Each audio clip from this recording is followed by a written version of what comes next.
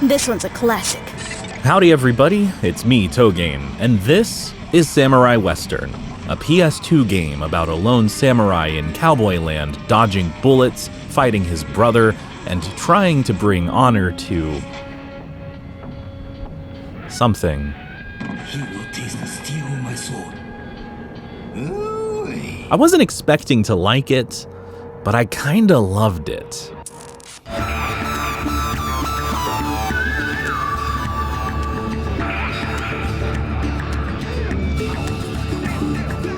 A samurai fighting cowboys in the Wild West. You already know that sounds cool, but what surprised me is that the game is actually viscerally satisfying to play.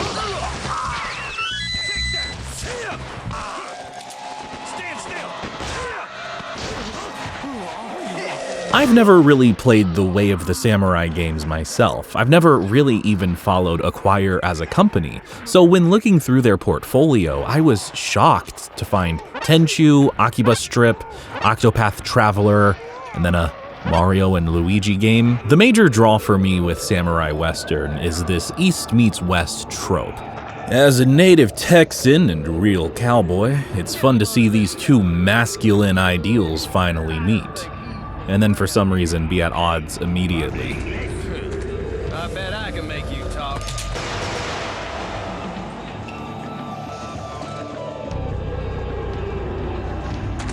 Who are you? Eat land!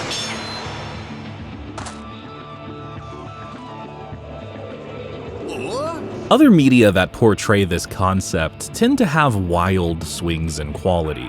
We had an entire show about a Shaolin monk who walked around the Old West.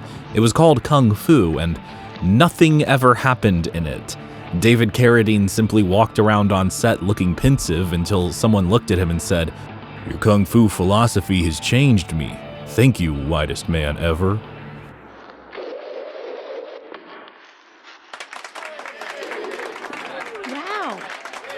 So what kind of game is Samurai Western actually trying to be? Maybe it's got a Z-targeting combat system with swords and guns that are used interchangeably depending on distance or enemy type. Maybe it's a little more arcadey to draw people into the larger franchise. Or it could be something batshit insane because games in the mid-2000s loved to throw video spaghetti at the wall and hope it turned out game al dente. Well, it has swords, and there are guns in the game, and you can hack and/or slash with said sword. So imagine Samurai Warriors more so than Way of the Samurai, with just a sprinkle of Devil May Cry. And it's just as fun as it sounds. We play as Gojiro, Samurai Brother Hunter, going through various environments, cutting down anyone in his way. The game is level-based and full of enemies, and those enemies just love to shoot at you, and throw knives, and dynamite, and boomerangs, I think? It's also not a typical level-based game where you just beat up all the enemies and move on. Sometimes it feels as though there's an arbitrary, invisible time limit or kill count. Enemies keep spawning out of nowhere until the game just sort of ends. Or maybe a boss shows up. It's kind of whatever Samurai Western feels like doing in that moment. The environments aren't too large or overly complex. I'd say they're grounded in reality, but they're also a little flat and bland at times. Alright, so picture dirt. Hold on, let me try and picture that.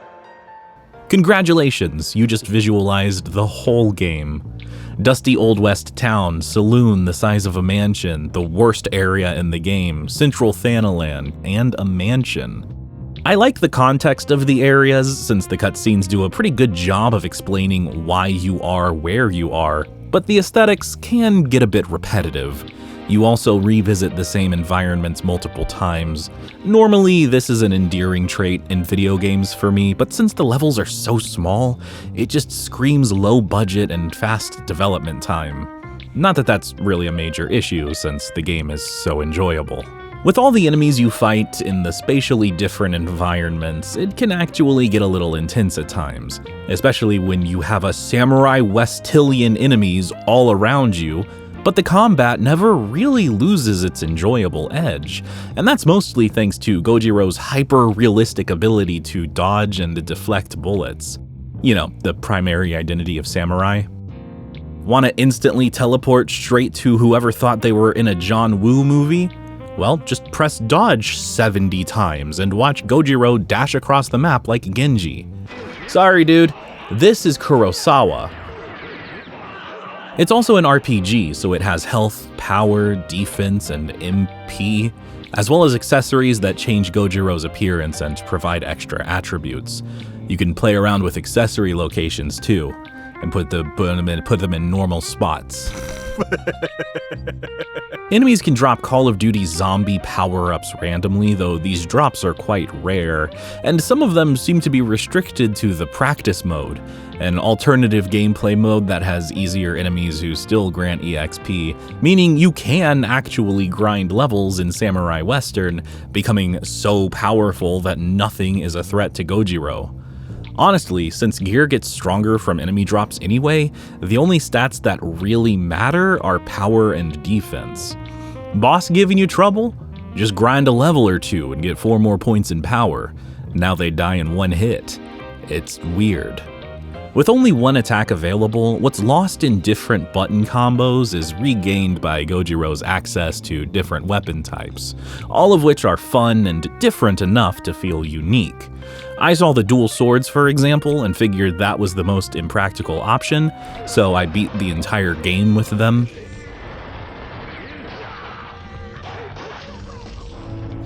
I'm gonna assume that the boss fights in this game were supposed to be the main appeal, and they actually do a good job of it.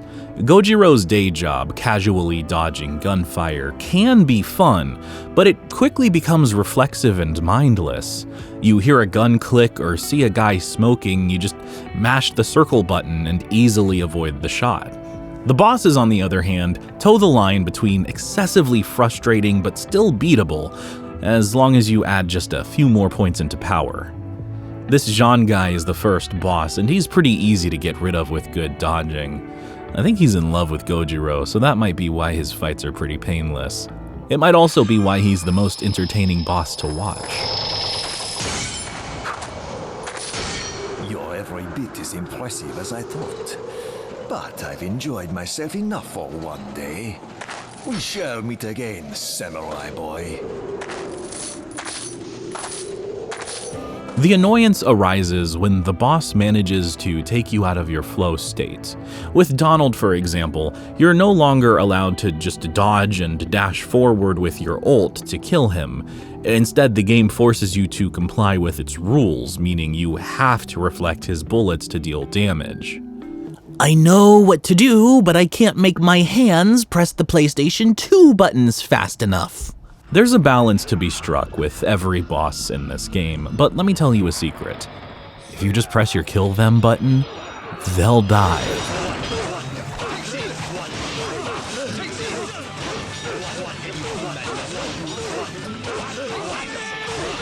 Holy shit, the dual swords are so overpowered, dude. Look at me.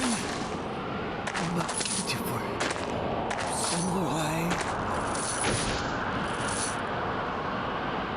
A constant problem with any fight in this game has to be the camera, and this becomes most apparent in boss fights when the guy you're trying to kill is constantly behind the camera. Devil May Cry 1 came out 4 years before Samurai Western, and that game's camera would switch in boss fights to prioritize vision of the boss. Kingdom Hearts had a lock-on mechanic around the same time too, and that was an action RPG. I hear from pro gamers that locking on is actually bad, but these are the same kind of people who make TF2 look like it was running on an N64 to get 12 extra FPS. What? That's an outdated reference? Faceless is a gun-only boss who shoots enough bullets that you can dodge boost all the way up to him. It's extremely satisfying and honestly a bit too easy. If you keep the pressure on and chase him around, he'll actually never attack Gojiro. He just keeps running around forever until he gains enough distance to fire a shot. I don't really understand having to hang back just so a boss can function. A better designed ranged boss should have the ability to force the player away, like Dr. Peace in No More Heroes. He can hit you with a superpowered shot or just drain all of your sword energy with quick shots to incentivize Travis to make some room so that he can recharge. It keeps the player an uncomfortable distance away from him so that you have to fight to get back. Instead of doing anything like that, Faceless just looks scary in a kind of cool steampunk way. Nathan and Keeler are fast, annoying, and matter oh so little to the story. Their only role is to make noises and die. Keeler uses iron claws and Nathan uses a shotgun. This is a boss fight that illustrates both how difficult the game can be, but also demonstrates that one change in weapon type or a few points in defense make the game trivially easy. Since I used the dual blades as my primary weapon of choice, there were a ton of hitboxes out at all times while I was mashing attack on Keeler. This boss fight is supposed to test your ability to handle both ranged and melee threats at once, but it actually became trivial because Nathan was never able to get a bullet past Gojiro's whirlwind of dual sword hitboxes. They all got deflected immediately, so he effectively killed himself before I was able to even process that he was a threat. Now, using a different weapon would have changed this dynamic entirely, turning this boss into a point of frustration rather than, wait, what just happened? This little feller's supposed to be a threat? Then there are the last two bosses, but they're something else entirely.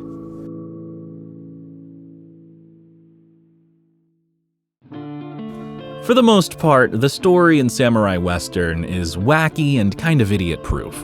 Nobody acts against their own interests, except maybe Rondo, Gojiro's brother, but when it comes to honor in storytelling, especially in Eastern storytelling, it seems to drive people to do some really dumb things. Other villains do technically have a goal they're working towards, and they're doing so to the best of their abilities, but this goal is usually just to make sure nobody gets in the way of this Goldberg guy. Goldberg is an evil tycoon with plans to create his utopia. His stranglehold on the region and aggressive expansion efforts result in ghost towns and dopey cowboy enemies who show up looking for a job. The game never directly explains his vision of this utopia or who it's for exactly, but I can only assume it's for all of those orphan children whose parents have been killed under him, right? I am a man of equality and fair judgment. So no matter what inferior race you belong to... Oh, I guess it's for evil psychos, actually. Gojiro's whole mission throughout the game is to simply find and eliminate his older brother Rondo, who's basically crying because he lost a sword fight back in Japan. He then joined up with Goldberg, and now wears a futuristic evil guy outfit about it. He felt as though he couldn't compete with guns using his sword, so he became Goldberg's right-hand man. He's just throwing a tantrum. Give him some bourbon and he'll be fine. Samurai have actually been using guns since the 16th century.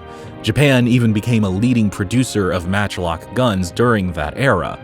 So this aversion that Gojiro and Rondo have to them feels kind of off. Not to mention how samurai should have been slowly phased out by now, depending on when this game takes place. It's like saying you hate dodo birds in 1661. It doesn't matter, baby bro, let it go. The final two bosses, the largest climatic points of the game, just kinda show up. The game never demonstrates how they fight or what they're even really like before throwing the player into the pre-boss cutscene.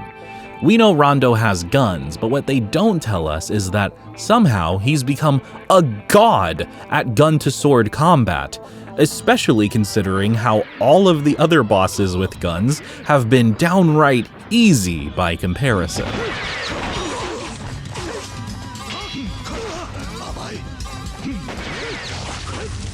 The backstory behind Rondo's side-switching isn't explained very well, really. It reads more like cope than anything else. The interactions with him and Gojiro are the only parts of the game that are taken completely seriously. They can actually be a little heartbreaking, and I wish there was more exposition behind this dynamic. touching moments that get ruined when I dub over them. You were like a baby to me, the way you were smaller and younger and fit in the palm of my hand, you little boy. Can you goo goo gaga for me one last time? After this, there's only one boss remaining, Goldberg. He has a pistol, a shotgun, and a sword. His whole thing up until now was that he thought swords were a savage's weapon. But dude, you have a sword. Listen, racism is one thing, but the hypocrisy is too fucking far. He's beaten just like all the other bosses. Dodge at the perfect time to get boosted by his shots, hit him a couple times, and back out before he swings his big arm at Gojiro. Or you can just be a high enough level that your stats stonewall his capabilities. Then there's always the trusty kill them button to make this fight trivial. Really though, there's no coming out of this fight feeling like you won with intent. It's a mess. Oh, he's dead.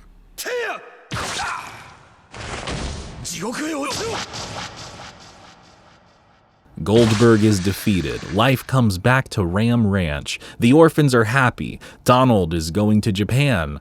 All's right in the world, and Gojiro is never seen again.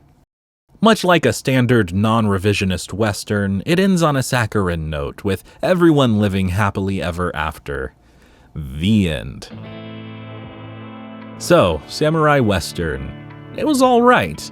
A game doesn't need to have the best story or best gameplay of all time to be entertaining.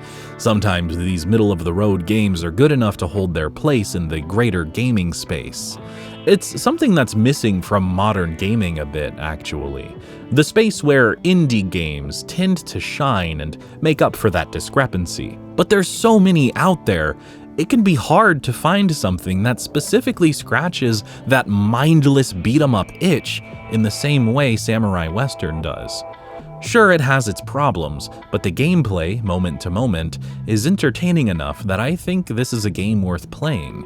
It even has tons of replay value with a hard mode that's unlocked after the first story clear. Samurai Western isn't a hidden gem, some secretly amazing game you've never heard of, but it's a reminder that games don't have to be brilliant to be worth remembering.